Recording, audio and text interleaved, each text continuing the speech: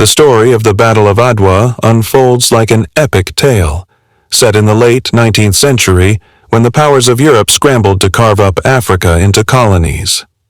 At its heart lies Ethiopia, a proud and ancient kingdom ruled by Emperor Menelik II and Empress Taitu Betul, who stood as unyielding guardians of their nation's independence. In 1889, Menelik II signed the Treaty of Wuchal with Italy. To the emperor, this treaty seemed like a practical agreement. He would recognize Italy's control over Eritrea in exchange for weapons and support.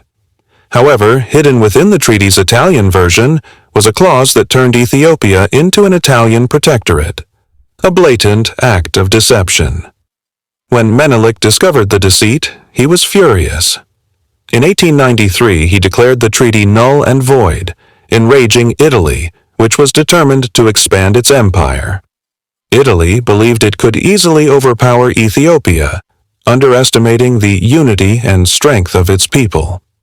By 1895, war was inevitable. In late 1895, as Italian forces advanced into Ethiopian territory, Menelik II issued a call to arms. Messengers rode out across the rugged highlands and vast plains of Ethiopia, summoning the people to defend their sovereignty.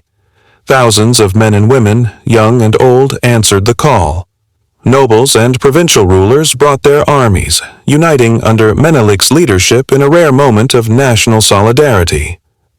By early 1896, Menelik had assembled a formidable force of around 100,000 soldiers, including infantry armed with modern rifles, cavalry, and a vast supply train of pack animals and provisions. Empress Taitu played a crucial role, rallying the troops and even commanding her own battalion. Meanwhile, the Italian army, led by General Oreste Baratieri, had about 17,000 soldiers, including Italian officers and poorly equipped African conscripts. They were overconfident, believing Ethiopia to be a backward and disorganized nation. As Menelik's army marched northward to confront the invaders, they were buoyed by their belief in the justice of their cause and the divine favor of their Christian faith. Alongside the army, priests carried crosses and holy relics, chanting prayers for victory. In February 1896, the two armies drew closer to each other in the mountainous terrain near Adwa, in northern Ethiopia. The Italians, poorly supplied and unfamiliar with the land, hesitated, while Menelik's forces took strategic positions in the surrounding highlands. Before dawn on March 1, 1896, Menelik ordered his troops to attack. The Ethiopian army advanced in 3 massive waves, each led by a regional commander. They had the advantage of higher ground and superior numbers, while the Italians were trapped in the narrow valleys. The first clash came when Ethiopian forces, led by Ras Alula, ambushed the Italians on the slopes of Mount Abba Garima. The Italians fought desperately, but they were overwhelmed by the sheer size of the Ethiopian army and the fierce determination of its soldiers. On another front, Empress Taitu's troops targeted the Italian-controlled water supply, leaving the invaders exhausted and dehydrated in the scorching heat. The Ethiopian cavalry, with their long spears and sabers, thundered down upon the Italian lines, shattering their ranks. General Baratieri's forces were in chaos. Communication broke down, and the fragmented Italian units were encircled by Ethiopian troops.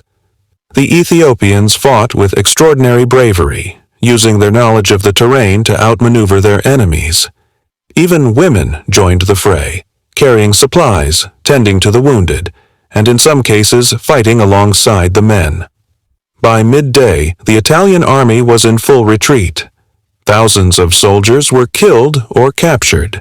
The battlefield was littered with discarded weapons and shattered hopes of imperial conquest. The victory at Adwa was staggering. Over 6,000 Italian soldiers lay dead, with thousands more wounded or taken prisoner. The Ethiopians had proven that a united and determined African nation could stand against a European colonial power. The defeated Italians were forced to sign the Treaty of Addis Ababa, recognizing Ethiopia's full independence.